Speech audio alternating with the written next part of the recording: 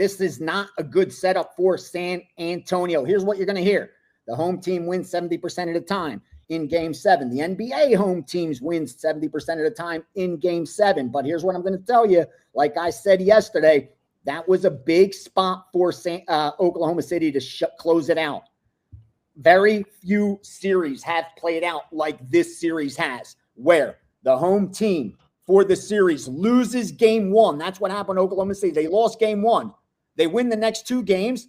Then they lose Game 4, win Game 5. They're supposed to close it out in Game 6. Historically, that's what you're supposed to do, especially in this round. When you don't do it, you don't get to the finals. In fact, 3 times, a small sample size, it's only happened about 3 times, I think, where it's played out exactly like this in this round. All those times, a team like Oklahoma City went on and lost Game 7 at home in the NBA. They actually lost Game 7. Now, in all the rounds, it's about 65%. It's like 13-7. If you look at the win order, how they've been winning, the wins and losses, that sequence. As far as where they're playing, which matters most, that's why home field advantage, you want home field in case there is that Game 7. In all the NBA rounds, it's high. Like a team like Oklahoma City has won 9 of 11 in this exact sequence in all the rounds. So historically, it does bode well if you're playing Game 7 at home, obviously. But the way this series is played out and just this particular round, like I have Oklahoma City. It just is not a great situation for them. Now, so far, I haven't seen any move on the side. I can tell you the sharp groups had Oklahoma City when the series started. In fact, they bet series Oklahoma City, and they even bet Oklahoma City minus 1.5 games. So that lost last night. They thought Oklahoma City would win by, that was their chance yesterday to win 4-2, would have covered the 1.5. So they already lost that series bet. Now they have a second series bet live with them to obviously on Game 7 money line.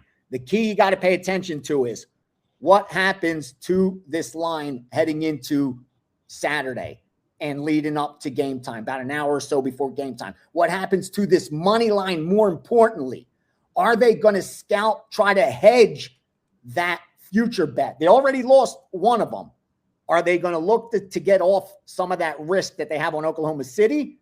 Or will they let it ride since, they're 3.5-point favorites at home and the money line's about minus 155. So it's interesting to see. Are they going to take the plus 135s on San Antonio? Are they going to take the 3.5 on San Antonio or let that future bet ride? Again, nothing so far that I've seen. I saw the total get bet both ways, because I provide for different groups. One bet, I'll tell you right now exactly, one bet over as soon as it came out, they went over, under 213.5. And it must have dropped really low, maybe overnight, because when I woke up this morning and logged into one of my accounts, this same group bet over 210, over 210.5, and over 211. So every time they could limit bet every time the line adjusts. So they waited to adjust and they bet it. Boom, boom, boom, boom. It's a different group than the one that went under 213.5. So it shows you how tight playoff lines are, that a difference of opinions between two winning bettors based on the number, being a 3-point difference. One saw value under 213.5. The other saw value at over 210. I think the sharps are obviously look to go unders in game 7s. Public's probably going to bet this one over. They've been betting every game over in this series, more or less. So that'll eliminate any risk there. But again, we're just going to see what this line does. I don't think it's going to move too much because so far any public money, and again, it's just so early, has been balanced. I'm seeing like two-way action. If the game was going right now, the sheet that I have access to, they've got just as many. They have pretty much 50-50 Spurs and Thunder bets from those recreational accounts that got out early. So big game 7. It's a good game to book, I think. It'll be a good game to be a bookie on.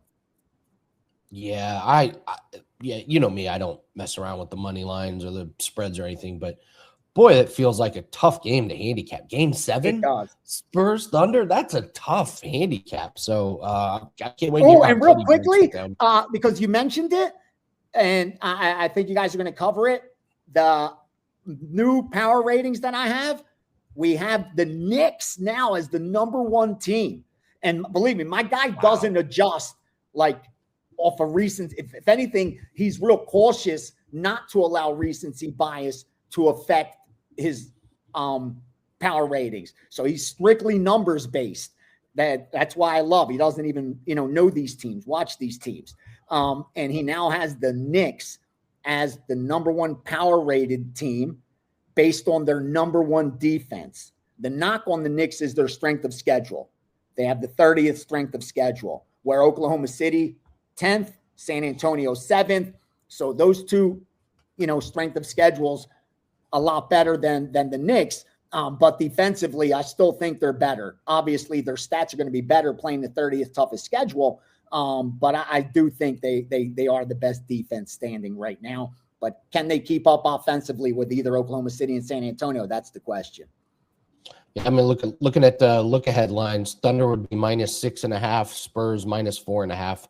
So Nick's going to be on the road. -6.5 and 4.5?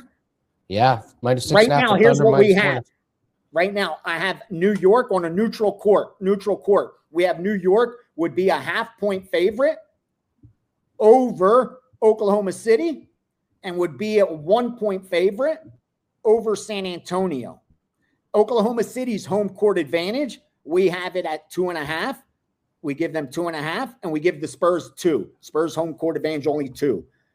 So do the math there as you will. I think it's too high. Probably it's a lot of points. I wouldn't be surprised to see dog money come in.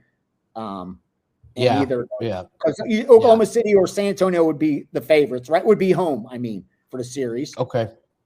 All right. I'm pretty sure. So, I'd take the dog game one.